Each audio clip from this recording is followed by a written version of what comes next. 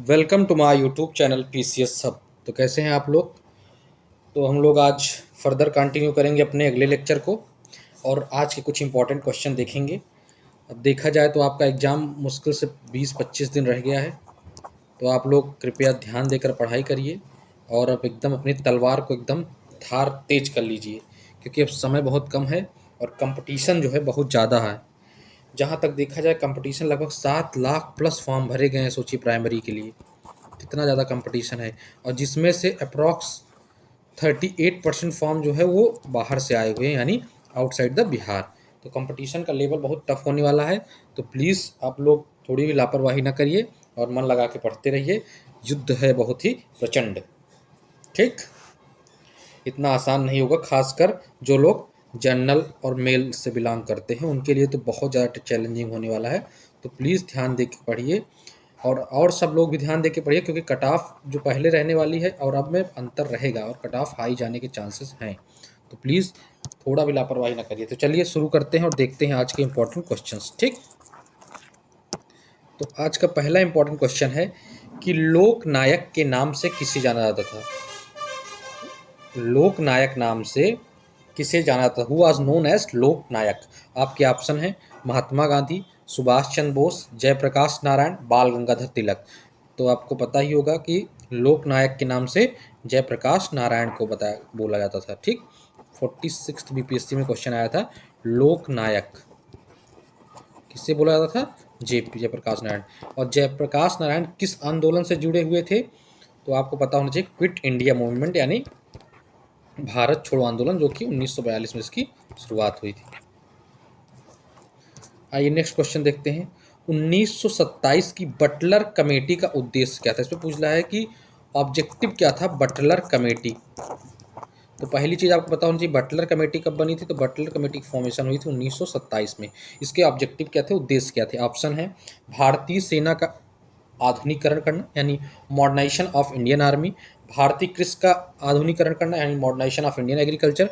राष्ट्रीय समाचार पत्रों पर सेंसर लागू करना, censorship on national newspaper.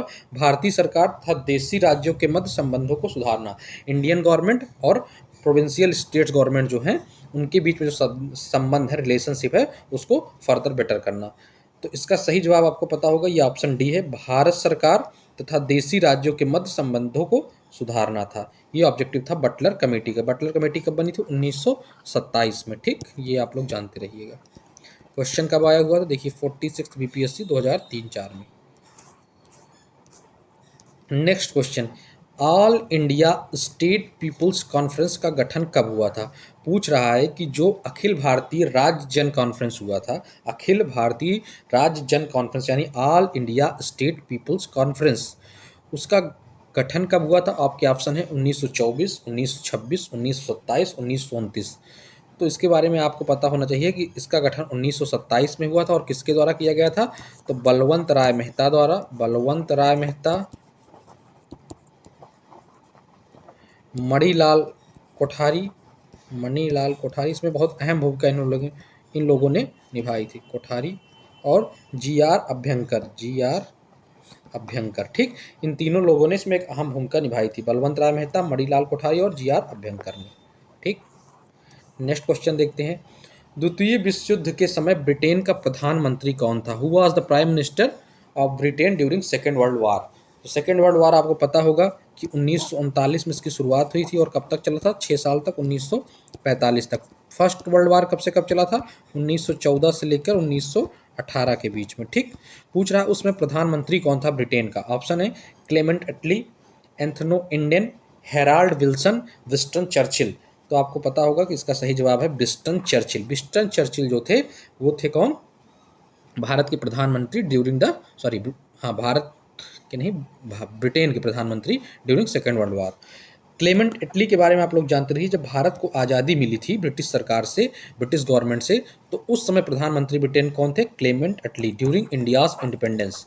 India's independence, Bharat की स्वतंत्रता के समय कौन था प्रधानमंत्री ब्रिटिश का, ब्रिटिश प्रधानमंत्री क्लेमेंट एटली। ठीक,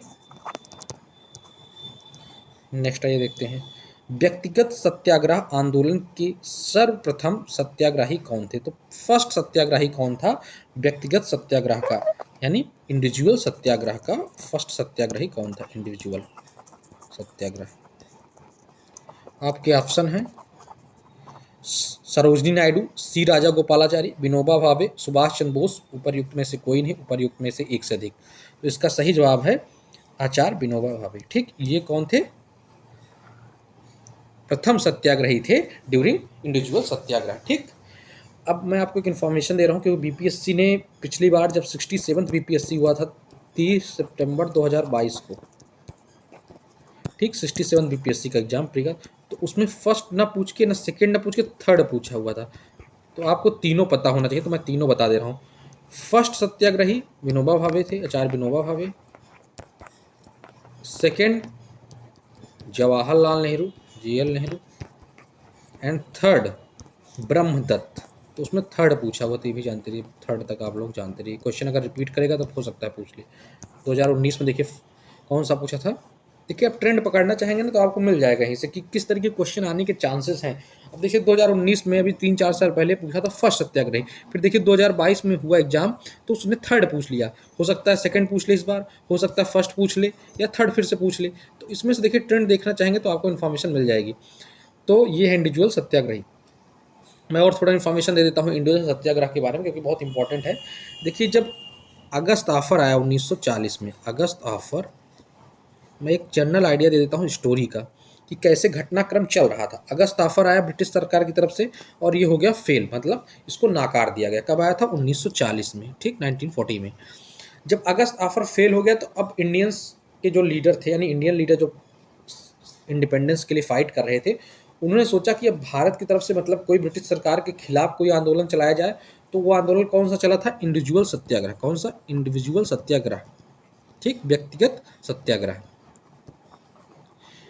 फिर जब इंडिविजुअल सत्याग्रह सक्सेस नहीं पा पाया उतना, और या तो उसको शांत करने के लिए ब्रिटिश सरकार ने अपनी तरफ से फिर एक ऑफर रखा, एक नया स्कीम आया जिसे हम लोग जानते हैं क्रिप्स मिशन, जो 1942 में आया था, क्रिप्स मिशन। ठीक, जब क्रिप्स मिशन से भी लोग असंतुष्ट हो गए, भारतीय लीडर्स जो थे, तो फिर इन्होंने एक नया आंदोलन शुरू किया, एक नया आंदोलन को तैयार किया, जोर शोर से हिस्सा लिया सभी क्रांतिकारियों ने। उसका नाम था भारत छोड़ो आंदोलन, क्विट इंडिया मूवमेंट, जो कि आया था कब? 1942 में। भारत छोड़ो आंदोलन 1942 में इसकी शुरुआत हुई थी। तो ये एक टाइम लाइन थी, मैंने एक जनरल आइडिया दे दिया कि अगस्त ऑफर, फिर इंडिविजुअल सत्याग्रह, फिर जब इंडिविजुअल सत्याग्रह के खिलाफ ब्रिटिश ने अपना क्या लाया? Cripps mission. जब क्रिप्स मिशन फेल हो गया तो कौन सा आंदोलन शुरू हुआ? क्विट इंडिया मूवमेंट, यानी भारत छोड़ो आंदोलन। नेक्स्ट क्वेश्चन देखते हैं। सर्वोदय शब्द का प्रयोग सर्वप्रथम किसने किया? अच्छा, पूछ रहा है कि सर्वोदय शब्द का सबसे पहले बार इस्तेमाल किसने किया? आपके ऑप्शन है महात्मा गांधी, नेहरू, विनोबा भावे, जयप्रकाश नारायण। तो सर्वोदय शब्द का सबसे पहले प्रयोग महात्मा गांधी ने किया था। सर्वोदय शब्द का प्रयोग महात्मा गांधी ने किया था।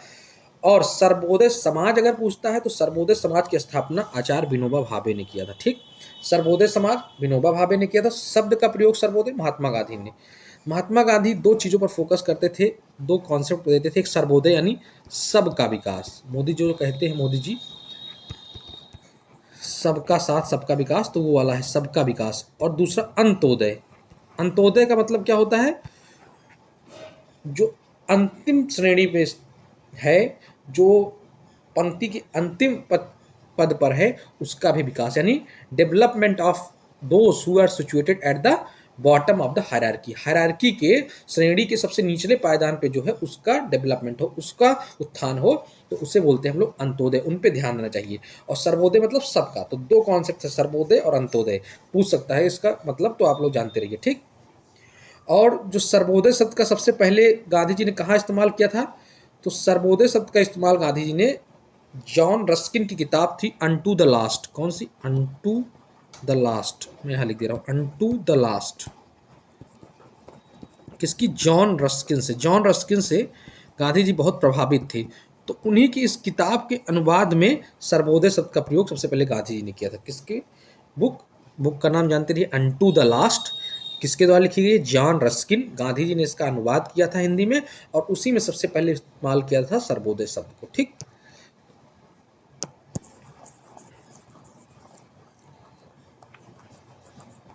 आइए देखते हैं नेक्स्ट क्वेश्चन।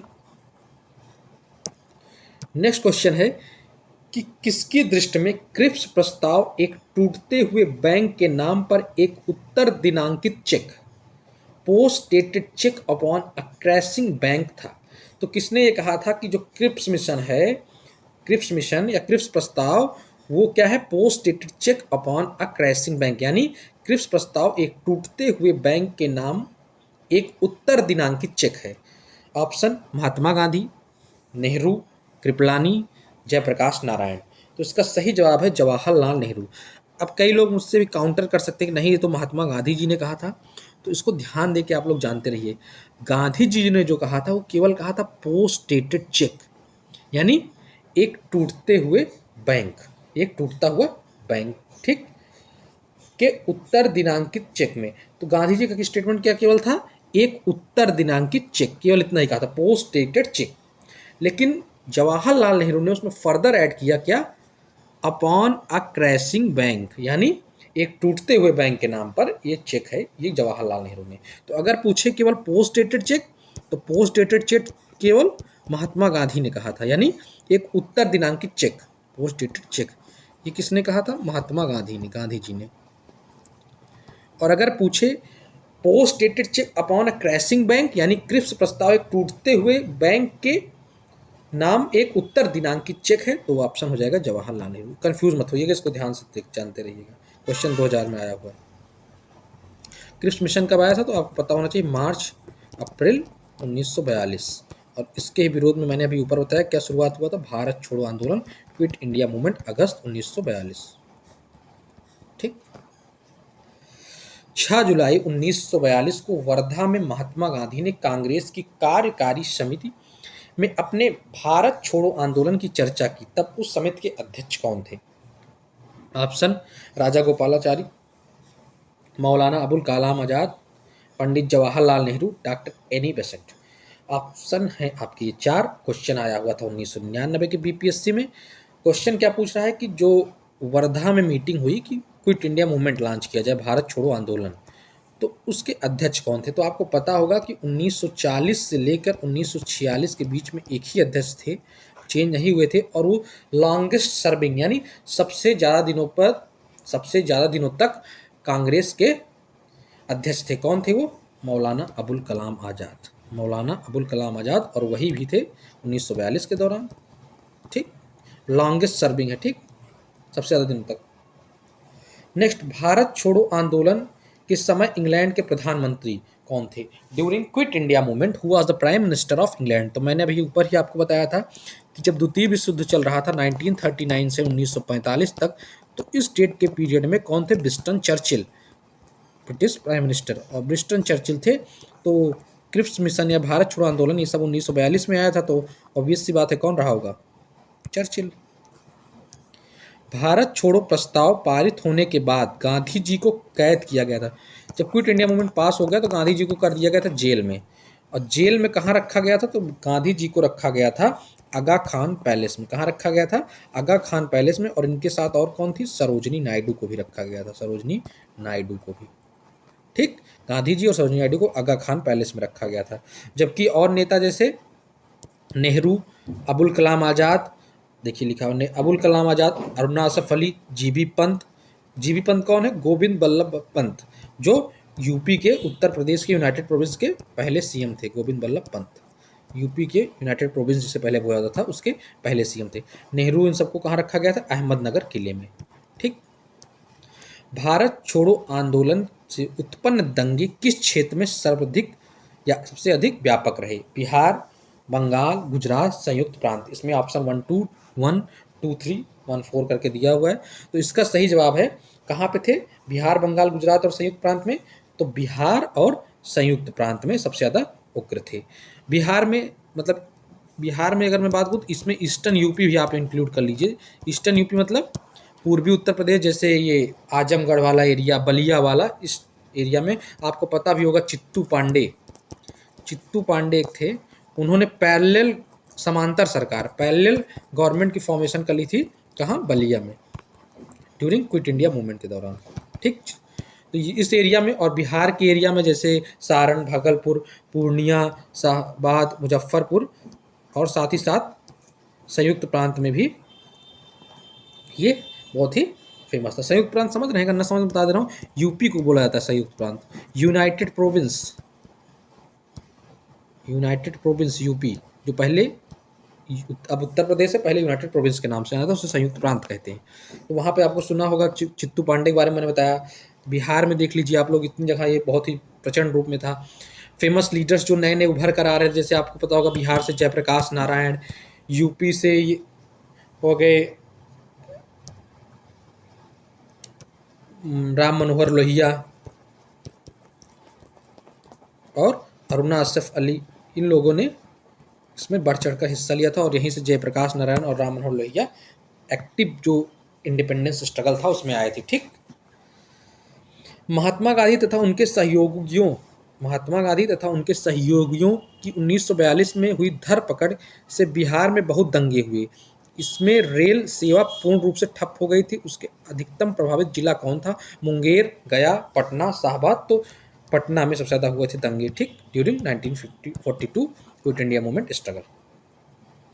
जयप्रकाश नारायण को राष्ट्रीय स्तर के नेता की पहचान किस संदर्भ में मिली? तो मैंने ऊपर आपको बताया कि जयप्रकाश नारायण या राम मनोहर लोहिया, अरुणा असफ अली, ये लोग जो है राष्ट्रीय नेता के रूप में उभर कर आए थे ड्यूरिंग भारत छोड़ो आंदोलन, क्विट इंडिया मूवमेंट, जो की शुरुआत हुआ था अगस्त 1942 में। बार बार मैं डेट इसलिए रिपीट कर रहा हूँ, याद हो जाए आपको। क्वेश्चन पूछ सकता है कि भारत छोड़ो आंदोलन की शुरुआत कब हुई थी, तो कम से कम आप एग्जैक्ट डेट नहीं भी याद है आपको तो इतना याद कर लीजिए कि मंथ और ईयर, ये दो चीज़ें आपको पता होनी चाहिए।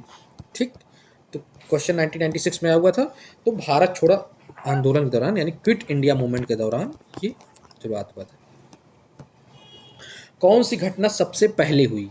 भारत छोड़ो आंदोलन का प्रस्ताव, क्रिप्स मिशन का आगमन, गवर्नर जनरल के पद पर लॉर्ड बेबल का आगमन, कैबिनेट मिशन का आगमन। उपरयुक्त में से कोई नहीं, उपरयुक्त में से एक से अधिक। इसका सही जवाब है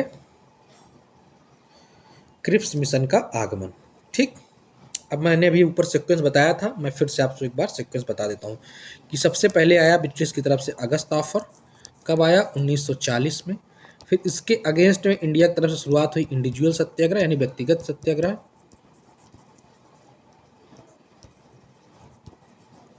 फिर उसके बाद आया आपका क्या? इंडिविजुअल सत्याग्रह के बाद ब्रिटिश ने क्या भेजा? Cripps mission.